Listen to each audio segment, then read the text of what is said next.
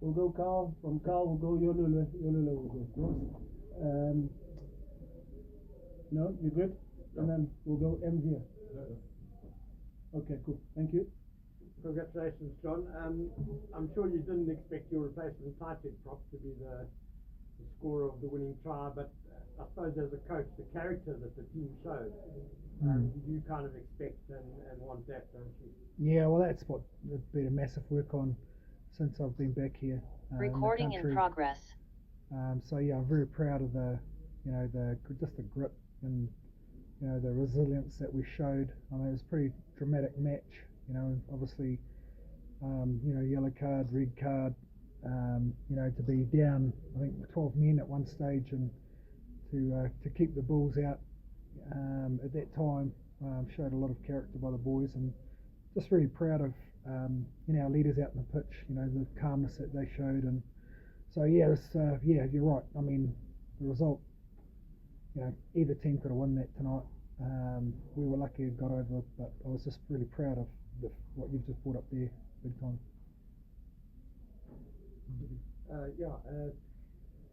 A guy like James Fenter obviously had a hell of a game.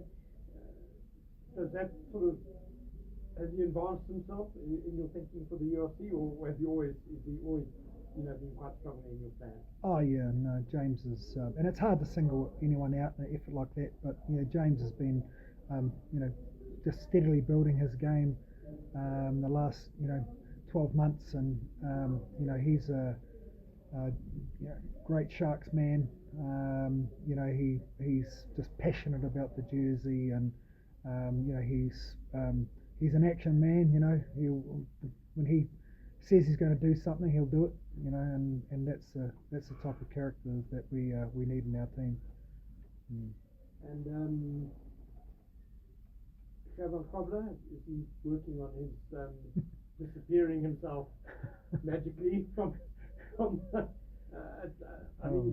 the joy of the Nyakani try straight away to that? I think you a bit of a down for you. No, I mean there was a lot of and we've been working on what we call our pressure plays at training, and we let ourselves down on some of our pressure plays tonight, and that was you've highlighted one, but there are others as well that we could have been way smarter under pressure, and there's some good stuff too, so it's just something that we're working on with the team to make sure that they understand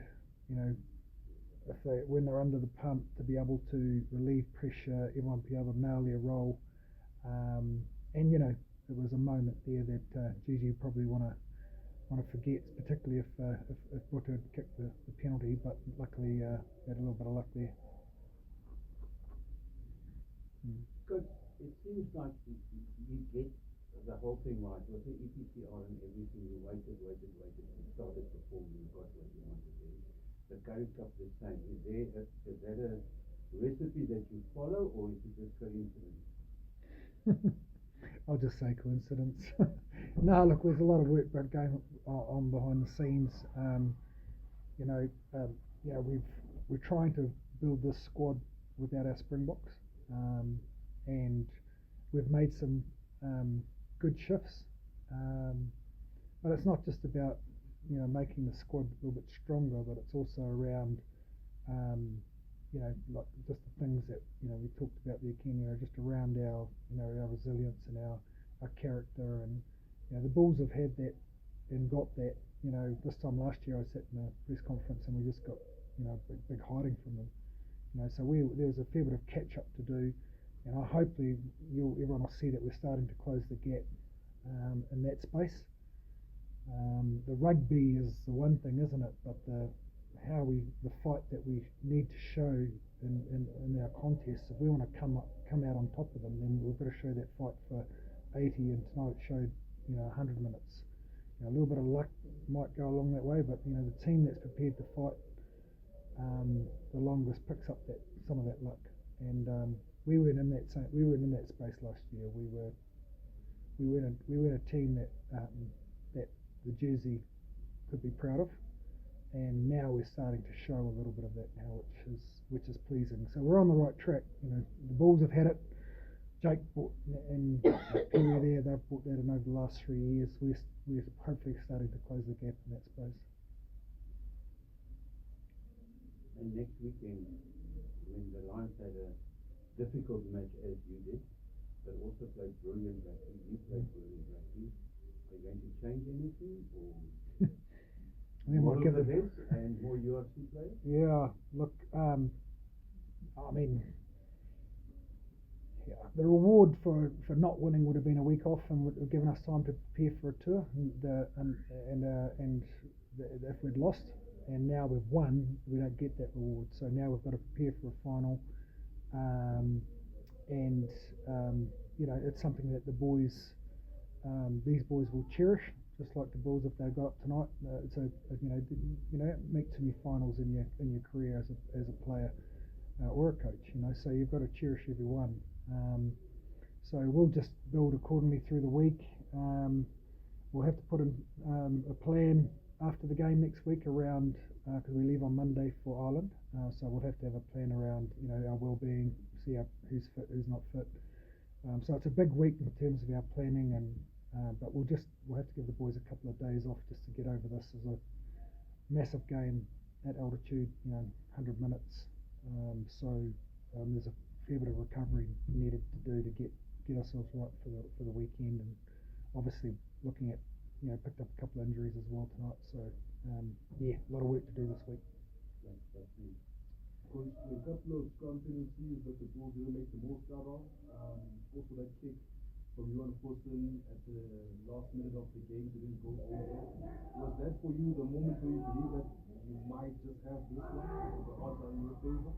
Oh, yeah, not really. I mean, those are the pressure plays that they'll probably look at and go, if we'd nailed that, you know, now they're the plays that we look at and we go, we potentially were a little bit lucky, you know, where our scrum was under the pump. Yep, there was a moment there they could have won it, and that's the game, you know. But there was no real stage of the game that I sat comfortably in my seat. I actually didn't know the rules, you know. Lionel had to kick it because we had more tries, but I didn't actually know the rules, and I think there was a little bit of that going on in terms of the rules. There was a fair bit of chat on the sideline around the red card replacement after 20 minutes, and the officials didn't really know what was going on there as well. So I think it must have been the first time it's happened in the Currie Cup. So yeah, there was a fair bit going on. So I don't think either coach, Pee Wee or me, were probably feeling comfortable at any stage. It was just one of those matches. And how pleased have you been to see over the course of the campaign the nice balance between some younger players stepping up and some players that have been in and around the fringe squad of the URC also stepping up in the Currie Cup setup? Yeah, and that's the beautiful thing about the Currie Cup, how they've got it structured now. You know, the URC guys have to rest and get a pre-season in, and the youngsters take over.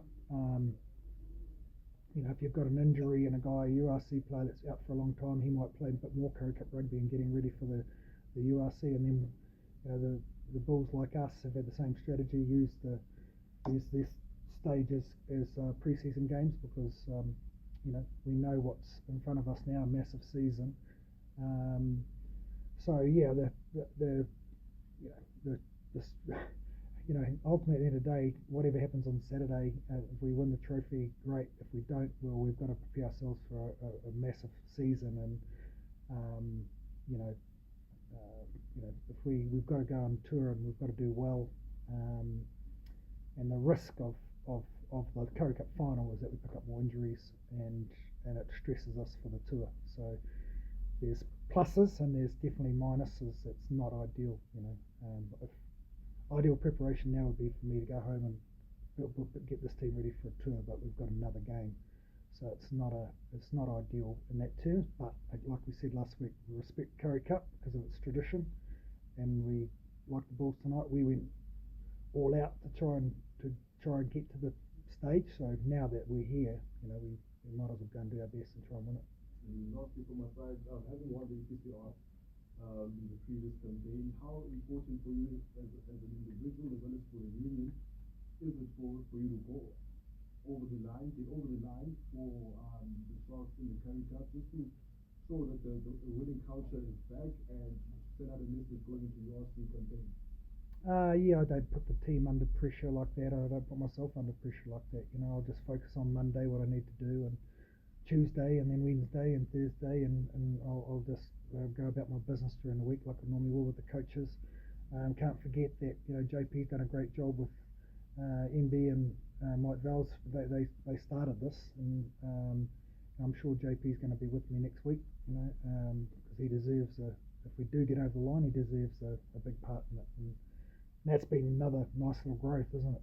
Three coaches have done really well with the group. But no, I don't. The bit what Ken asked me earlier is the key for me. We know if we build through our character and build our resilience and all the things that are really important, we know we've got talent. We can win games. And last year we didn't have that belief or those types of systems that were in place because I just started. But now we're starting to get there. And I hope those words don't come back and bite me in the bum a little bit later. But that's what you're seeing, and so it's good in that space. You again mentioned now the character, and with that goes leadership. And maybe the biggest difference between you today was the different decisions that leadership made on the field. I mean, the Bulls put at Summit Point, and on the other side, your leadership just that never say die attitude. Just a few words on Vincent Koch and his future as a leader. Yeah, Vincent's been a lovely surprise, as a leader. And the nice thing about this game, you learn all the time. So the Bulls will look at their performance and they'll take some really good learnings out of it, which will hold them in good stead for their coming games. But I was really happy with the fact that Vincent has got us there because he deserves it. He's been excellent. His game personally has grown, and that's why I gave him the opportunity to lead. And Andre there with his calmness and experience helps Vincent a lot. I wasn't over happy with some of the decisions and execution of some of our stuff either. We kick a ball, for a kick-off, Lionel Cornelius kicks the ball dead, give him a scrum back and a halfway. We've got to nail those moments. So Gigi, like I say, talked about didn't nail his moments. So it wasn't perfect either, but yeah, it'll be nice for me to sit back and have some chats to the boys around, why did we do that and what was the call there, and chat about, because really just, there's a lot of, there was half time, there was end of the 80 minutes, and then there was half time at 10 minutes, and we were behind, and there'll be some great stuff to download around, who was doing the chat and what was said. And then just about Cameron Fogger, I mean, you made a mistake at the end, but also his leadership in the line out and his experience there, you took away a lot of momentum from the line out. Yeah, and we pinched a couple that were really crucial, and that was great. Vincent at the front of the line out. Gigi's a smart operator, and he, he would have kept Ethan Besto, the young under-20 hooker, calm, and Ethan all week was throwing a little bit wobbly, but worked really hard. And by the end of the week, he was confident, and Warren Whiteley done some great work with him, and he threw pretty well for a kid under that pressure. He had a big smile on his face in the change room. So it's great. There's the birth of Ethan Bester at this level. Big kid, big good hooker, and he's just going to go from strength to strength now. The fact that you have to play 100 minutes now at altitude, like you just mentioned, it was physical game. Anything. How much of the effect do you think will have on your game next week? How much of the after effect will it have?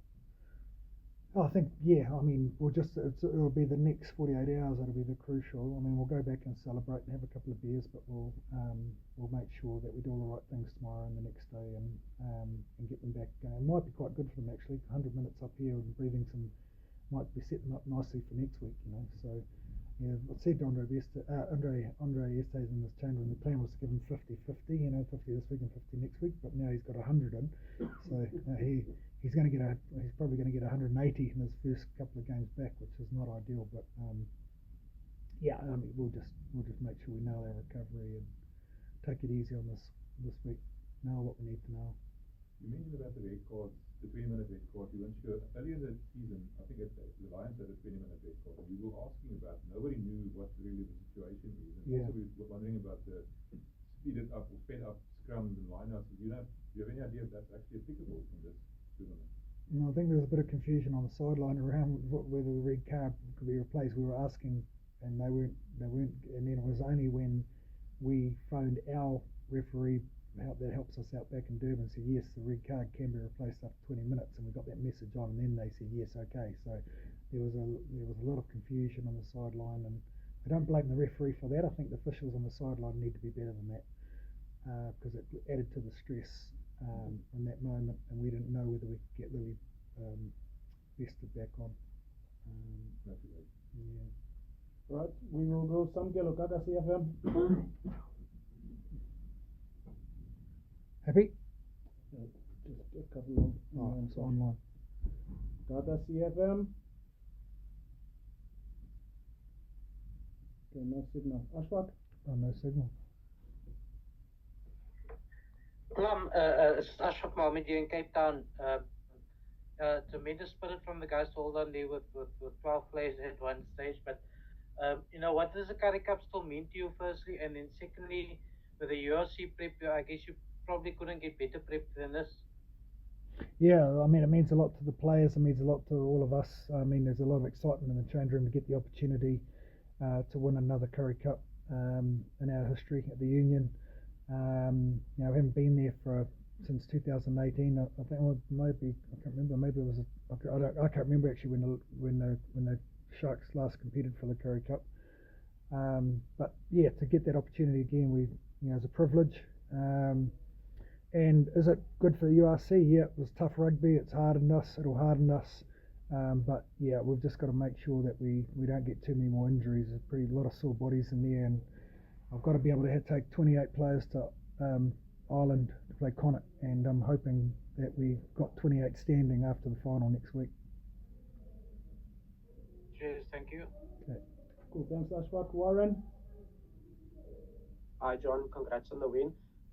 Is there any specific injury concerns after that game? Emil van Heerden has an issue with his shoulder. We've got to explore what that is.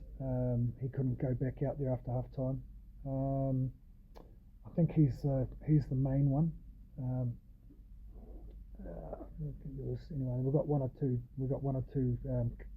rib cartilages, but hopefully that won't be too serious. But yeah, I think Emil's probably the main worry for us at this stage. Thank you. Cool, thanks Warren. Mariette?